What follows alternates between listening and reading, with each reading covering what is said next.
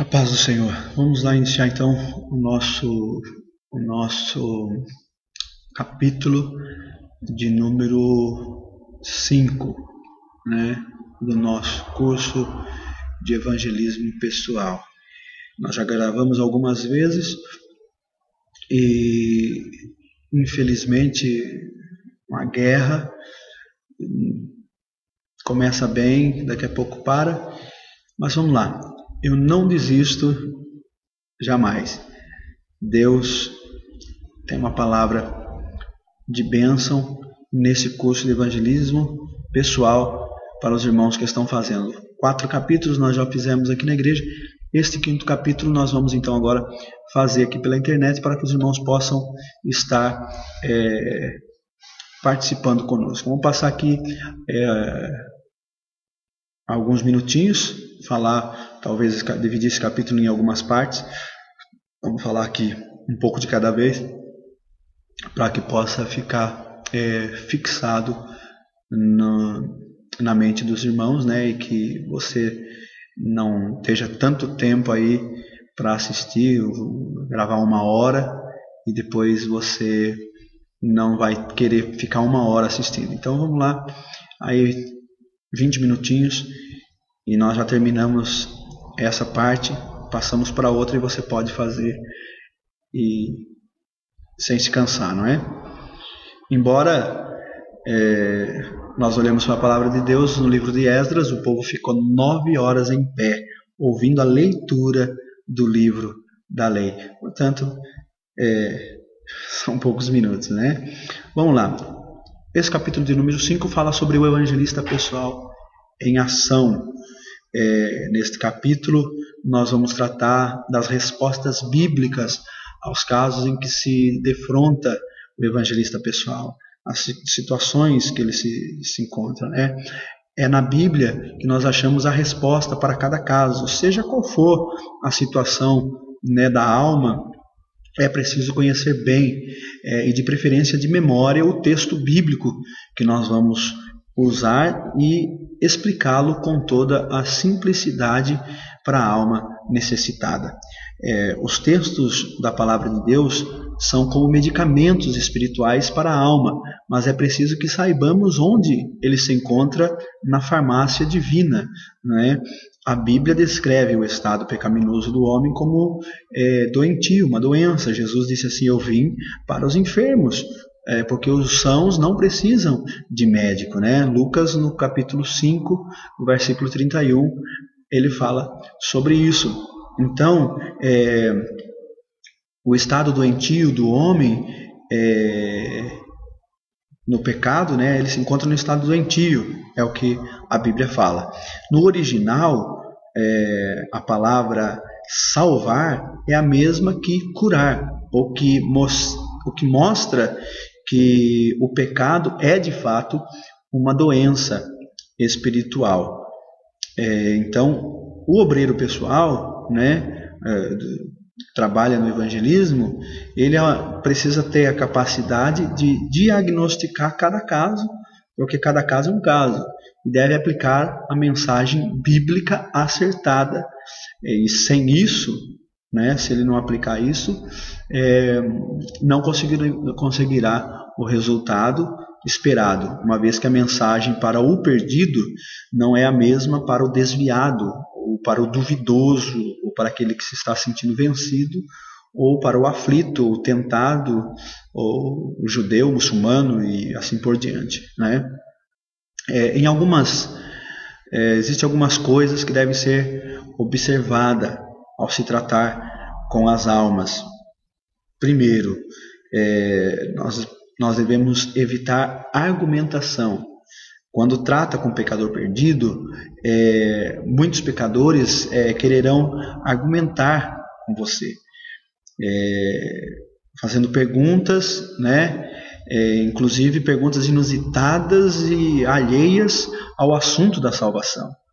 Então isso nós devemos dizer que isso aí nós tratamos mais tarde. Por quê? Porque o principal agora é cuidar do pecador, que ele precisa ser salvo. Porque perguntas desse jaez, ou desse gênero de perguntas, são simplesmente curiosas e especulativas.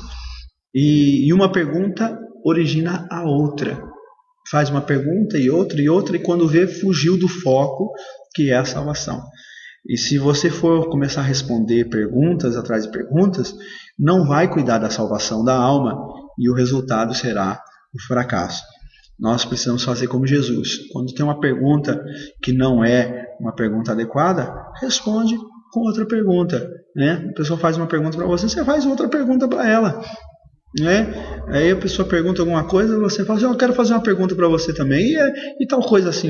E a pessoa, né? Uma das perguntas que eu costumo muito fazer, a pessoa começa, quando eu pergunto assim, diga uma coisa. A pessoa começa às vezes a discutir sobre religião, né? Religião não presta, isso, aquilo. Eu digo assim, mas me responda uma coisa. Religião, você sabe o que significa a palavra religião? É uma pergunta que às vezes nós fazemos, né? Eu faço, e a pessoa fica ali sem saber o que dizer. Então, quando começa com muito questionamento, muita pergunta, você taca outra pergunta em cima. Faz igual Jesus fez, né? Outra coisa que é preciso quando nós vamos tratar com as almas é depender exclusivamente do Espírito Santo. Exclusivamente do Espírito Santo. É Ele quem faz a obra e somente Ele pode convencer e converter. A Bíblia diz que Ele quem convence o homem do pecado, da justiça e do juízo. Quem convence é o Espírito Santo. Se nós dependermos do Espírito Santo, vamos ter êxito, né? Você não pode converter ninguém. Eu não posso. Nós, por mais conhecimento, a nossa educação, o nosso conhecimento, os cursos, eles não podem substituir o Espírito Santo. Ter educação? Todo mundo tem que ter educação. Temos que ser educados, né? Mas a educação, a pessoa vai dizer assim, nossa, como essa pessoa é educada, que bonito. Mas não vai salvar, né? Conhecimento, nossa, ele tem conhecimento, né? Você viu? Você pergunta uma coisa, você fala e ele responde, tem conhecimento, mas não vai trazer salvação. O que vai trazer salvação é o Espírito Santo tocando naquela vida, né? Aí vai trazer o conhecimento, vai trazer a salvação, né, para essa alma. Então, se você deseja falar, ganhar almas e falar de Jesus, você precisa estar cheio do Espírito Santo, né? E uma pessoa cheia do Espírito Santo, ele fala com autoridade. Jesus, ele falava com autoridade. Quando foram buscar Jesus, mandaram prender Jesus, os principais sacerdotes falavam, vai lá buscar ele, prende ele. Os soldados foram e ficaram lá ouvindo o que Jesus tinha para dizer, voltaram. E aí perguntaram, então vocês não trouxeram, não prenderam ele? Ele disse assim, olha, ninguém falou como este homem. Por quê? Porque Jesus falava com autoridade, com poder. Então, nós precisamos falar com autoridade, com poder. E esse poder e essa autoridade é dada pelo Espírito Santo de Deus. Nós precisamos depender totalmente da palavra, né? Devemos evitar a argumentação, depender exclusivamente do Espírito Santo e depender da palavra. Por quê? Porque é a palavra de Deus que é a garantia, né, da salvação do homem. É a palavra de Deus que é a garantia. A Bíblia diz assim que a minha palavra, Isaías 55:11, a minha palavra não voltará para mim vazia, antes irá, né, e fará aquilo que me apraz. Então, ela é a garantia de que vai existir resultado. Assim, nós precisamos ler, estudar, até conhecê-la bem, a palavra de Deus. Por quê? Porque assim nós temos capacidade para poder pregar, né? Existem algumas coisas, nós destacamos aqui sete coisas que a palavra de Deus pode fazer, ela é capaz de fazer. Ou seja, primeiro, a palavra de Deus ela é eficaz na sua atuação, isto é, ela funciona, tem resultado, ela é eficaz, ela tem resultado. O salmista fala no Salmo 126 que aqueles que semeiam em lágrimas cegarão, né, voltarão com alegria, voltarão consigo trazendo seus molhos com alegria, ceifam com lágrimas, mas cegarão, né, e voltarão com alegria. Então, tem resultado. Plantou, colheu ao resultado, ou seja, você plantou a palavra de Deus, você vai colher almas para Cristo. Tem o resultado. Ela é poderosa para a salvação. E quando ela fala que ela é poderosa para a salvação, né, nós podemos ver que o apóstolo Paulo, ele escrevendo para Timóteo, ele fala que ele já conhecia, Timóteo já conhecia desde criança, desde a sua meninice. Ele conhecia a palavra de Deus, que pode te fazer sábio para a salvação. Então, a palavra de Deus, ela é poderosa para a salvação, ou seja, ela tem em si a salvação. Ela é poderosa para salvar, ela pode, ela consegue, ela tem a capacidade de salvar, né? O escritor Tiago, né? O evangelista Tiago, o servo de Deus, no capítulo de número 1 e o versículo de número 21, ele diz assim que,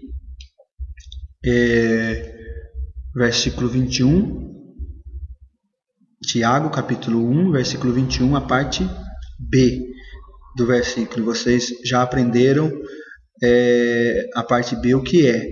E diz assim: recebei com mansidão a palavra em vós enxertada, a qual pode salvar a vossa alma. Então é a palavra. Quando Jesus fala, ele diz assim: eu a ninguém julgo, e se julgo, não julgo segundo a minha justiça. E em outra passagem ele diz assim: mas essas pessoas vão ser julgadas pela palavra que eu falo. Ou seja, então o julgamento, né, o julgamento e a salvação depende do que? Da palavra. Então, se a Bíblia é a palavra de Deus, ela é quem vai trazer salvação ou condenação para a pessoa.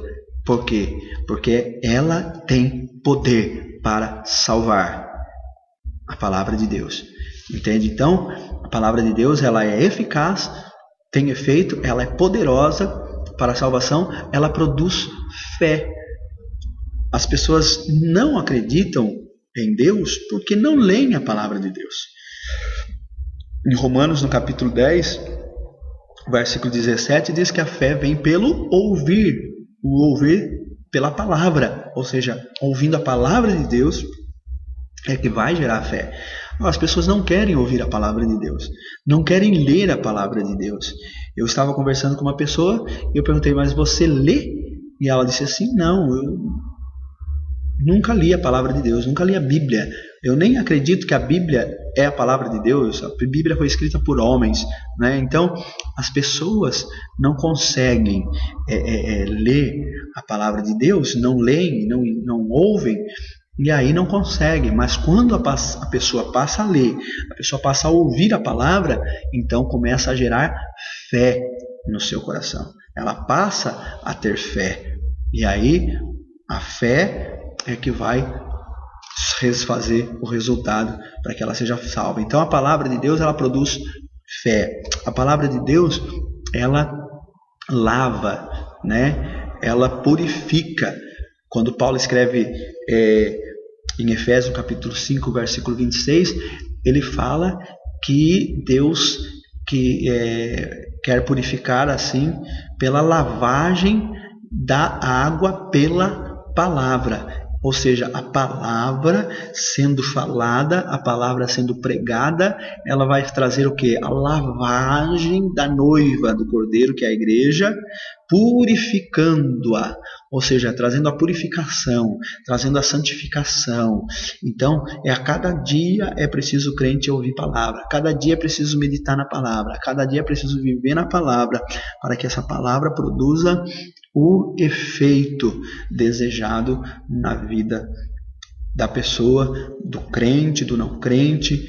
É a palavra que vai lavar, trazendo E lavagem é limpeza, vai arrancar o que não presta, vai purificar, né? É como uma torneira que você abre no copo sujo e começa a deitar água naquele copo. O que vai acontecer? Toda a sujidade vai sair, de repente vai ficar só água limpa.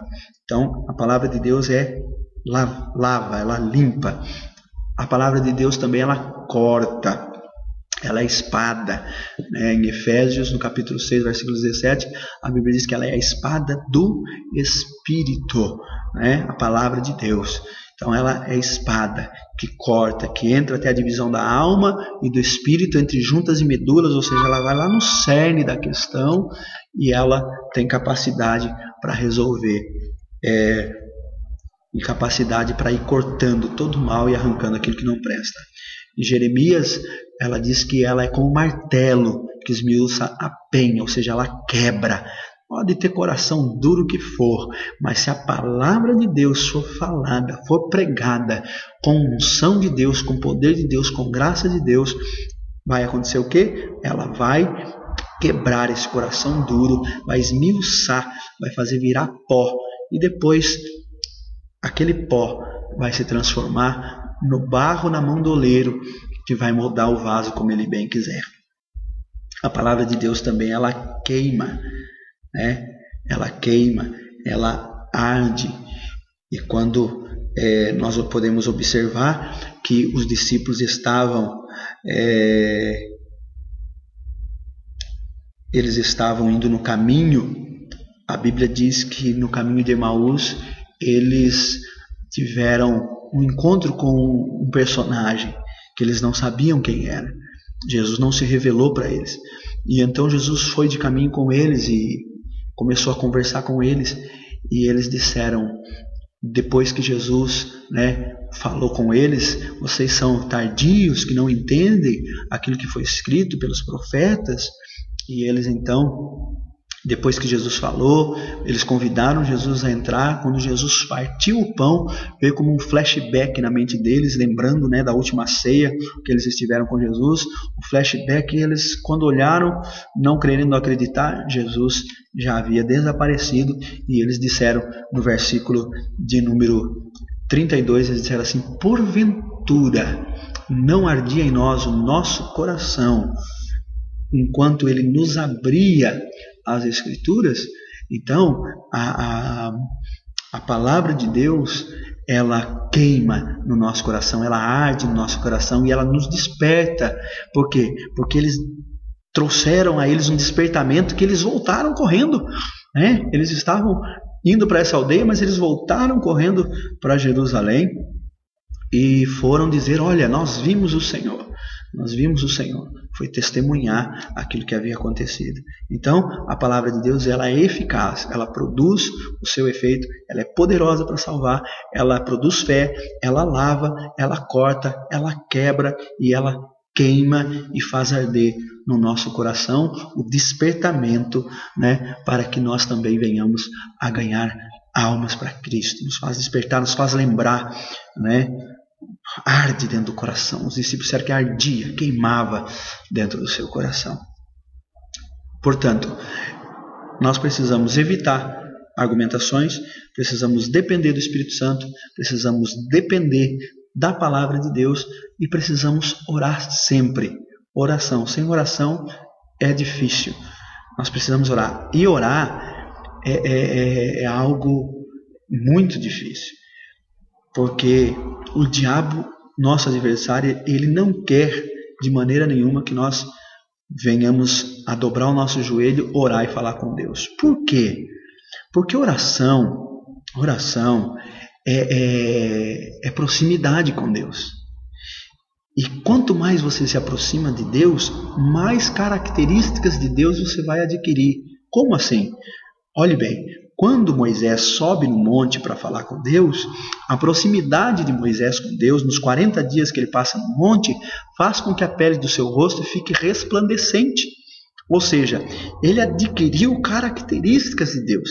O seu rosto começou a brilhar. Ele precisou colocar um lenço, um véu sobre o seu rosto, porque o seu rosto brilhava. Então, a proximidade com Deus na oração, porque oração é intimidade, oração é contato, oração é estar junto. Intimidade é algo, a palavra já diz intimidade, né? Então é estar juntinho, é estar coladinhos, pertinho um do outro. E o que vai acontecer? Vai haver, então, na oração, na intimidade, você vai adquirir características de Deus. E o inimigo não quer isso. Então, quando você ora, né, para fazer o trabalho de Deus, para realizar o trabalho de Deus, você ora em espírito na realização do trabalho, e depois que você realiza o trabalho, você ora pedindo a Deus que a palavra surta efeito no coração daquele que ouviu, a semente foi lançada. O que vai acontecer? Vai haver resultado. Então é preciso haver oração. Por quê? Porque a pessoa, quando ouvir você falar, ela vai ver as características de Deus em você.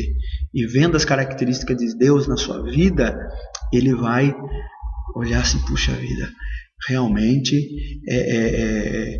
essa pessoa é diferente. Né? Quantas vezes você já ouviu isso? Nossa, você é diferente, você tem um brilho diferente. Eu já ouvi pessoas dizerem para mim, uma vez eu fui falar de Jesus para uma pessoa, fui fazer a inspeção do caminhão, e na linha de inspeção, o chefe da inspeção é quem veio fazer a inspeção do caminhão. Quando ele viu a minha Bíblia no tablier do caminhão, ele olhou e perguntou, mas o que é isso? Né? E eu disse, é a Bíblia. A minha Bíblia era uma Bíblia de aplicação pessoal. Ele falou, o que é aplicação pessoal? E aí por aí foi a deixa que eu peguei, e aí eu entrei falando de Jesus, e fui falando. Eu falei quase 1 hora com aquele homem, na linha de inspeção, já fazia uma fila grande atrás de veículos. Ele falou, rapaz, eu nem vi a hora para passar, você tem um brilho diferente, uma coisa diferente, olha, não vi a hora passou, vamos lá fazer a inspeção, porque eu tenho que fazer a inspeção, né? O tempo passa, tem muita gente aí atrás, vamos lá. Mas ficamos ali quase 1 hora falando de Jesus, e ele nem viu a hora passar, e eu também não vi, e foi uma bênção, né? Então, nós precisamos orar, estar em contato com Deus. Estando em contato com Deus, nós vamos adquirir características de Deus, características de Jesus. E aí é como aqueles homens, né, que nós já falamos, foram prender Jesus e voltaram sem prender Jesus, e ninguém falou como este homem, não é? Então vai falar para você, ninguém fala, rapaz, esse homem fala, ninguém fala como ele, né? Então é preciso orar. É preciso também sabermos usar os versículos adequados, e pouco, não é muito versículo, né? Se usar muitos versículos, quando vê, falou tanto versículo e a pessoa fica baralhada, sem saber, né? A pessoa fica baralhada, sem saber o que fazer, e aí baralha a mente da pessoa. Então é preciso usar poucos versículos. Porque muitas receitas, né, como já disse, remédio, se o doente precisa de remédio, muitas receitas vão confundir o doente, e poucos versículos vão ficar mais bem fixado na mente da pessoa. Outra coisa, não espere o mesmo resultado que houve com você, ou seja, não é porque a salvação dele não aconteceu igual à sua, as coisas não são igual aconteceu com você, que a salvação dele não é original. Portanto, nem sempre vai acontecer as coisas da maneira que a gente pensa. Deus, ele tem inúmeras formas. Deus não é como nós, limitado, né? Deus tem inúmeras formas de usar. Portanto, se nós estivermos dentro da vontade de Deus, estivermos direcionados pelo Espírito Santo, é Ele quem vai dirigir, e nós vamos alcançar a bênção de Deus e os resultados de almas salvas para Cristo. Amém? Na próxima aula nós queremos falar sobre o perdido, né? O pecador. Quando falamos do perdido, já dissemos que é aquele que nunca aceitou Jesus como seu Salvador. Então, nós vamos falar sobre as desculpas e as escusas e as objeções diante do Evangelho. Porque muitas pessoas, eles arrumam inúmeras desculpas e nós vamos falar a respeito disso. Portanto, aí está a prática do evangelismo pessoal, né?